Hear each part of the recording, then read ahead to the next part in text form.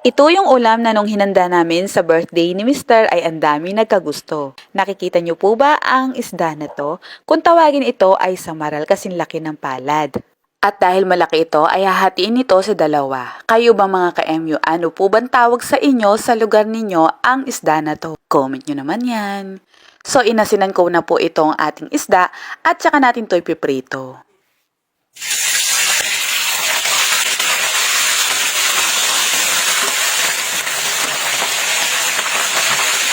Pagkaprito ay sinet aside lang natin ito. Tapos tsaka tayo magigisa ng bawang, luya at sibuyas. Pagkatapos po nito ay isinunod ko naman dito ang kamatis. Palalamugin lang natin tong kamatis at tsaka to titimplahan ng toyo at liquid seasoning.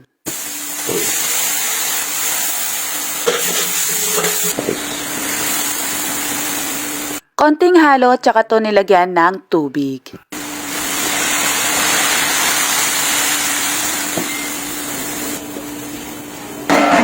Tinakpan ko ito at pinakuluan. Tapos tinimplahan din ito ng brown sugar. So kayo na lang po ang mag-adjust sa mga pampalasa. Sobrang simple lang po ng ginamit ng mga pampalasa dito at saka na nilagay itong ating mga isda. Tatakpang muli para ma-absorb ng ating isda yung ating sabaw.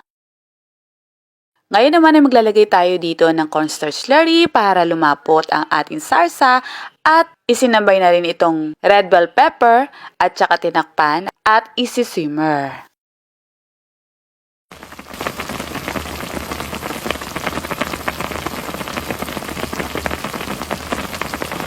Nung mag-celebrate ng birthday ang aking mister, isa ito sa aming inihain. Pero ang ginamit naming isda ng time na yon ay yellowfin. Niluto ito ni mister at talaga namang madami sa mga bisita ang nasarapan dito. At dahil iba-iba naman tayo ng version, yung iba naglalagay dito ng carrots at puting sibuyas. Pero eto na nga mga ka-MU, ang aming version ng escabeche.